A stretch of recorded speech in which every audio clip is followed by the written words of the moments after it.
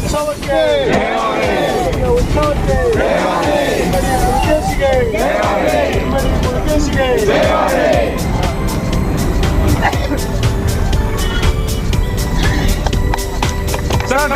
Down ಮಾಡ್ರಿ sir ಕೈ down.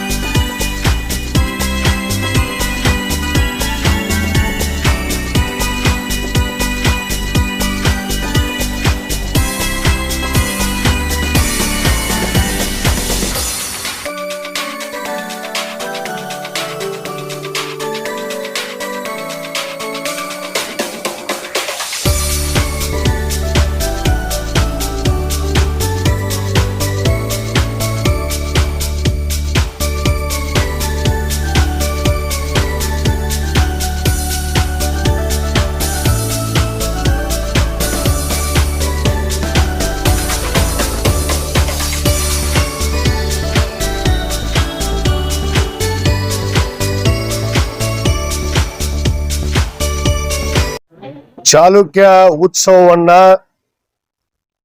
2026 ಇವತ್ತು ನಮ್ಮ ಕರ್ನಾಟಕ ಗಣ ಸರ್ಕಾರ ನಮ್ಮ ಗುಣಹೊತ್ತ ಮುಖ್ಯಮಂತ್ರಿಗಳಾದಂಥ ಸನ್ಮಾನ್ಯ ಸಿದ್ದರಾಮಯ್ಯ ಸಾಹೇಬರು ಮತ್ತು ಉಪಮುಖ್ಯಮಂತ್ರಿಗಳಾದಂಥ ಸನ್ಮಾನ್ಯ ಡಿ ಕೆ ಶಿವಕುಮಾರ್ ಸಾಹೇಬರು ಇವತ್ತು ಬಾಗಲಕೋಟೆ ಜಿಲ್ಲೆಯ ನಮ್ಮ ಉಸ್ತುವಾರಿ ಸಚಿವರು ಮತ್ತು ನಮ್ಮ ಬದಾಮಿ ಮತಕ್ಷೇತ್ರದ ಶಾಸಕರಾದಂಥ ಭೀಮಸೇನ್ ಚಿಮ್ಮನಕಟ್ಟಿ ಅವರು ಇವತ್ತು ಈ ಉತ್ಸವ ಕಳೆದ 10 ವರ್ಷಗಳಿಂದ ಇವತ್ತು ಆಗಿರಲಿಲ್ಲ.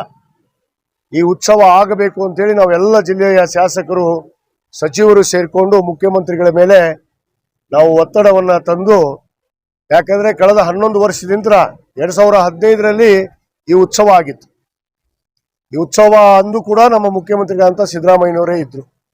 ಅವತ್ತು ಬದಾಮಿ ಮತಕ್ಷೇತ್ರದ ಶಾಸಕರಾಗಿ ಸನ್ಮಾನ್ಯ ಬಿ ಚಿಮ್ಮನಕಟ್ಟಿ ಅವರು ಇದ್ರು. ಆ ಸಂದರ್ಭದಲ್ಲಿ ಉತ್ಸವ ನಡೀತು.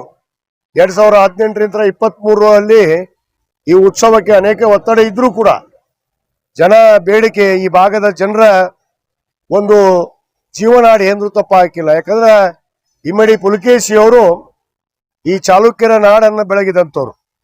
ಯಾಕಂದ್ರೆ ಈ ರಾಜ್ಯದಲ್ಲಿ ಇವತ್ತು ಅನೇಕ ಜನ ಈ ದೇಶಕ್ಕಾಗಿ, ಈ ನಾಡಿಗಾಗಿ, ಕನ್ನಡ ಭಾಷೆಗಾಗಿ ತಮ್ಮ ಜೀವವನ್ನು ತ್ಯಾಗ ಮಾಡಿದ್ದಾರೆ. ಮತ್ತು ಈ ನೆಲ ಭೂಮಿಯನ್ನ, ಕೀರ್ತಿಯನ್ನ, ಘನತೆ, ಗೌರವವನ್ನು ಹೆಚ್ಚಿಸಿದಂತ ಇಮ್ಮಡಿ ಪುಲಕೇಶಿ ಅವರ ಬಗ್ಗೆ ಇತಿಹಾಸ ಪುಟಗಳಲ್ಲಿ ಎಲ್ಲೋ ಮರೆತು ಹೋದಂಗ ಆಗಿತ್ತು ಅನ್ನೋದು ಕೂಡ ಇವತ್ತು ಜನರು ಮಾತಾಡುವಂತ ಮಾತಾಗಿತ್ತು.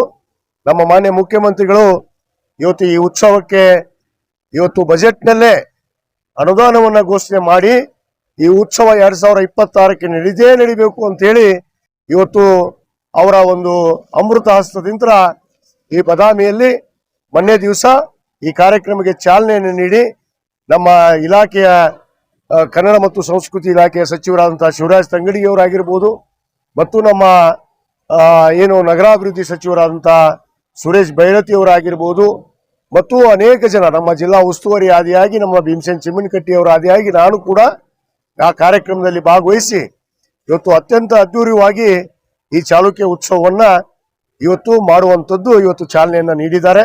ಈಗಾಗಲೇ ಮೊನ್ನೆ ಬದಾಮಿ, ನಿನ್ನೆ ಪಟ್ಟದಕಲ್ಲು, ಇವತ್ತು ಐಹೊಳಿ ಸಮಾರಂಭ, ಅದು ನನ್ನ ಅಧ್ಯಕ್ಷತೆಯಲ್ಲೇ ಈ ಒಂದು ಕಾರ್ಯಕ್ರಮ ಕೂಡ ಇವತ್ತು ಜರುಗ್ತಾ ಇದೆ. ನಾಡಿನ ಕನ್ನಡ ಅಭಿಮಾನಿಗಳಿಗೆ, ದೇಶಾಭಿಮಾನಿಗಳಿಗೆ ನಾನು ಹೇಳೋದಷ್ಟೇ, ನೀವು ಹೊರ ರಾಜ್ಯರನ್ನ ಇಲ್ಲಿ ಕೊಂಡಾಡುವುದು ಸರಿಯಲ್ಲ. ನಮ್ಮ ರಾಜ್ಯದಲ್ಲೇ ಅನೇಕ ಇವತ್ತು ವೀರ ಧೀರ ಏನು ದಕ್ಷಿಣ ಪಥೇಶ್ವರ ಅನಿಸಿಕೊಂಡಿರುವಂತ ಇಮ್ಮಡಿ ಪುಲಕೇಶ, ಬಹುತೇಕ ಇತಿಹಾಸ ಪುಟಗಳಲ್ಲಿ ಹರ್ಷವರ್ಧನ ಅಂತ ಒಬ್ಬ ಸೈನ್ಯವನ್ನು ಹೊಂದಿರುವಂತ ಒಬ್ಬ ಧೀರ ಶೂರ ಅನ್ನುವ ರಾಜ ಏನು ಉತ್ತರ ಭಾರತದಲ್ಲಿದ್ರು. ಆ ಉತ್ತರ ಭಾರತವರೆಗೆ ಹೋಗಿ ಅವರನ್ನು ಕೂಡ ಹಿಮ್ಮಡಿಸಿ ಇವತ್ತು ಅಫ್ಘಾನಿಸ್ತಾನದವರೆಗೂ ಇವತ್ತು ಹೋದಂತ ಕೀರ್ತಿ ಇವತ್ತು ಈ ನಾಡಿನಲ್ಲಿ ಯಾರಿಗಾದ್ರೂ ಇದ್ರೆ ಅದು ಇಮ್ಮಡಿ ಪುಲಕೇಶಿ ಅವರಿಗಿದೆ. ಇಮ್ಮಡಿ ಪುಲಕೇಶಿ ಅವರು ಈ ಮೊದಲ ಲೋಕಾಪಡಿಯನ್ನ ಕಂಡಿಡುವಂತವ್ರು, ಈ ದೇಶದ ಲೋಕಾಪಡಿಯನ್ನ ಕಂಡಂತ ವ್ಯಕ್ತಿ ಕಂಡುಹಿಡಿದಂತ ವ್ಯಕ್ತಿ ಅದು ಇಮ್ಮಡಿ ಪುಲಕೇಶಿಯವರು. ಅವರು ವೈಷ್ಣವ ಧರ್ಮದಲ್ಲಿ ಜನಿಸಿದ್ರು ಕೂಡ ಸರ್ವ ಧರ್ಮದ ಜನಾಂಗವನ್ನ ಪ್ರೀತಿಸಿ ಈ ನಾಡನ್ನ ಬೆಳಗಿದಂತವ್ರು, ಭಾಷೆಗೆ ಗೌರವ ಕೊಟ್ಟಂತವ್ರು. ಇದು ಕಲೆಗೆ, ವಾಸ್ತುಶಿಲ್ಪಕ್ಕೆ, ಇವತ್ತು ಶಿಕ್ಷಣಕ್ಕೆ ಮಹತ್ವವನ್ನು ಕೊಟ್ಟು ಇವತ್ತು ಈ ನಾಡನ್ನ ಬೆಳಗಿದಂತ ವ್ಯಕ್ತಿ. ಅವರ ಒಂದು ಉತ್ಸವ ಇವತ್ತು ಕೊನೆಯದಾಗಿ ನಮ್ಮ ಐಹೊಳೆಯಲ್ಲಿ ಸಾಯಂಕಾಲ ಇವತ್ತು 6 ಗಂಟೆಗೆ ಆ ಕಾರ್ಯಕ್ರಮ ಪ್ರಾರಂಭ ಆಗುತ್ತೆ. ತಮ್ಮ ಮಾಧ್ಯಮದ ಮುಖಾಂತರ ನಾನು ಎಲ್ಲ ನಾಡಿನ ಏನು ಕನ್ನಡ ಅಭಿಮಾನಿಗಳಿಗೆ, ರಾಜ್ಯ ಅಭಿಮಾನಿಗಳಿಗೆ, ದೇಶಾಭಿಮಾನಿಗಳಿಗೆ ಈ ಕಾರ್ಯಕ್ರಮದಲ್ಲಿ ಬಂದು ಅನೇಕ ನಮ್ಮ ಹೆಸರಾಂತ ಕಲಾವಿದರಾದಂಥ ಡಾಲಿ ಧನಂಜಯ ಅವರಾಗಿರ್ಬೋದು, ನಮ್ಮ ಗುರು ಕಿರಣ್ ಅವರಾಗಿರ್ಬೋದು, ಸಂಗೀತ ಪ್ರಭು ದೀಕ್ಷಿತ್ ಆಗಿರ್ಬೋದು, ಅನೇಕ ಜನ, ರಘು ದೀಕ್ಷಿತ್ ಅವರು ಕೂಡ ಆಗಮಿಸ್ತಾ ಇದ್ದಾರೆ, ಗುರು ಕಿರಣ್ ಅವರು ಕೂಡ ಆಗಮಿಸ್ತಾ ಇದ್ದಾರೆ. ಅತ್ಯಂತ ಒಂದು ಸಾಂಸ್ಕೃತಿಕ ಒಂದು ಮನೋರಂಜನೆ ಕಾರ್ಯಕ್ರಮ ಕೂಡ ಏರ್ಪಡಿಸಿದೆ. ಇದರ ಉದ್ದೇಶ ಇಷ್ಟೇ, ಇತಿಹಾಸ ಎಲ್ಲೋ ಹೋಗ್ಬಾರ್ದು, ಮರೆತು ಹೋಗ್ಬಾರ್ದು. ಇತಿಹಾಸದಲ್ಲಿ ಯಾರ್ಯಾರು ಈ ನಾಡಿಗಾಗಿ ಹೋರಾಟವನ್ನು ಮಾಡಿ ಈ ನಾಡಿನ ಹೆಸರನ್ನ ಬೆಳಗಿದಂತವರು, ಭಾಷೆಗೆ, ಸಂಸ್ಕೃತಿಗೆ, ಇವತ್ತು ಕಲೆಗೆ, ಇವತ್ತು ವಾಸ್ತುಶಿಲ್ಪಕ್ಕೆ ಮತ್ತು ಶಿಕ್ಷಣಕ್ಕೆ ಯಾರು ಗೌರವ ಕೊಟ್ಟಂತಾರೆ ಅವರೆಲ್ಲರ ಒಂದು ಕೀರ್ತಿಯನ್ನು ಹೆಚ್ಚೋದಕ್ಕೋಸ್ಕರ ಈ ಉತ್ಸವ ಮಾಡುವಂಥದ್ದು. ಆದ ಕಾರಣ ನಾನು ನಾಡಿನ ಸಮಸ್ತ ಜನತೆಗೆ ಈ ಉತ್ಸವದ ಶುಭಾಶಯಗಳನ್ನ ತಮಗೆಲ್ಲ ಕೋರಿ ತಾವೆಲ್ಲರೂ ಈ ಕಾರ್ಯಕ್ರಮದಲ್ಲಿ ಭಾಗವಹಿಸಿ ಈ ಕಾರ್ಯಕ್ರಮವನ್ನು ಕೂಡ ಯಶಸ್ವಿಗೊಳಿಸಬೇಕು ಅಂತೇಳಿ ಈ ಸಂದರ್ಭದಲ್ಲಿ ತಮ್ಮ ಮುಖಾಂತರ ಇವತ್ತು ವಿನಂತಿ ಮಾಡ್ಕೊತೀನಿ.